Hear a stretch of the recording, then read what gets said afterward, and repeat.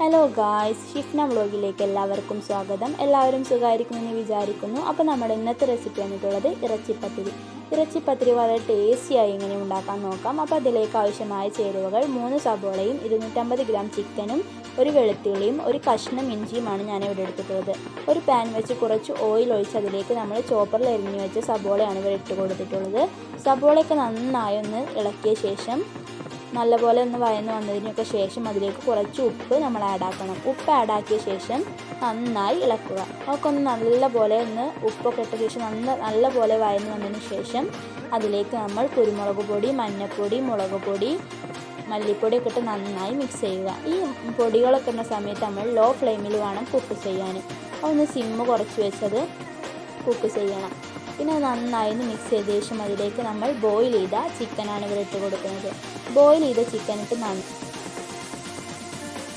Boil ചെയ്ത ചിക്കനാണ് ഇവിടെ ചോപ്പറിലാണ് ഇവിടെ അരിഞ്ഞിട്ടുള്ളത്. അതേപോലെ അരിഞ്ഞ് അതിലേക്ക് ചേർക്കുക. അത് ലോ ഫ്ലെയിമിൽ വേണം കുക്ക് ചെയ്യാൻ.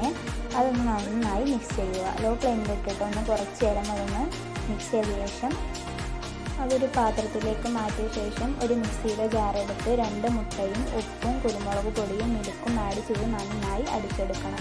പിന്നെ മൈദപ്പത്തിൻ്റെ ബാറ്റർ തയ്യാറാക്കാൻ വേണ്ടിയിട്ട് 2 മുട്ടയും കുരുമുളക് പൊടിയും പാലും കുറച്ച് വെള്ളവും മൈദയിട്ട് നന്നായി അടിച്ചെടുക്കുക. അതിനുശേഷം ഒരു പാൻ വെച്ച് അതിൽ കുറച്ച് ഓയിലൊന്ന് പുരട്ടി കൊടുത്ത് മൈദാപ്പം തയ്യാറാക്കിയെടുക്കണം. മൈദാപ്പം തയ്യാറാക്കിയ ശേഷം നമ്മൾ 2 ഭാഗം മറിച്ചെടുത്ത് വേവിക്കണം.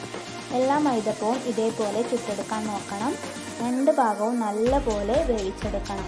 അതിനുശേഷം വേറൊരു പാൻ എടുത്ത് അതിൽ കുറച്ച് ഓയിൽ പുരട്ടി എല്ലാ ഭാഗത്തും നല്ലപോലെ ഓയിൽ പുരട്ടണം. അതിനുശേഷം മൈദപ്പം മുട്ടയുടെ ബാറ്ററിൽ മുക്കിയിട്ട് വേണം ഇതിലേക്ക് വെച്ച് കൊടുക്കാൻ.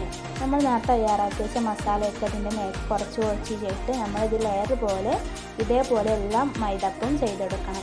ലെയറായി നമുക്ക് കിട്ടണം. അത് കഴിഞ്ഞാൽ ഇതിൻ്റെ ലാസ്റ്റ് വന്ന മുട്ടയുടെ ബാക്കി ഇതിൻ്റെ മേലേക്ക് ഒഴിച്ച് വെച്ച് വേണം നമ്മൾ അടച്ച് വെച്ചിട്ട് വേണം ഇത് വേവിച്ചെടുക്കാൻ. അടച്ച് വെച്ച് വേവിച്ച ശേഷം 10 മിനിറ്റ് നമ്മളിത് ലോ ഫ്ലെയിമിലിട്ടിട്ടാണ് വേവിക്കേണ്ടത്. നമ്മൾ നല്ല ഗ്യാസ് കൂട്ടിയിട്ടാൽ അത് കരിഞ്ഞു പോകാൻ സാധ്യതയുണ്ട്. അപ്പോൾ നമ്മളിത് ലോ ഫ്ലെയിമിലിട്ടിട്ട് വേണം വേവിച്ചെടുക്കാൻ. വേവിച്ചെടുത്ത ശേഷം നമ്മളതിൻ്റെ അപ്പുറത്തെ ഭാഗം വേവാൻ വേണ്ടിയിട്ട് ഒരു പാത്രത്തിലേക്ക് കൊട്ടിയ ശേഷം വേണം പിന്നെ നമ്മളിതേ കുറച്ച് ഓയിൽ പുരട്ടി ഇത് അതിലേക്ക് ഇട്ട് കൊടുത്ത ശേഷം വേറൊരു പാത്രത്തിലേക്ക് മാറ്റിയ ശേഷം നമ്മളതൊന്ന് കേക്ക് പോലെ കട്ട് ചെയ്തെടുക്കുക. അപ്പോൾ എല്ലാവരും എൻ്റെ വീഡിയോ ലൈക്ക് ചെയ്യാനും ഷെയർ ചെയ്യാനും സബ്സ്ക്രൈബ് ചെയ്യാനും മറക്കരുത്. നാളത്തെ ഒരു വീഡിയോ കാണാം. ബായ്.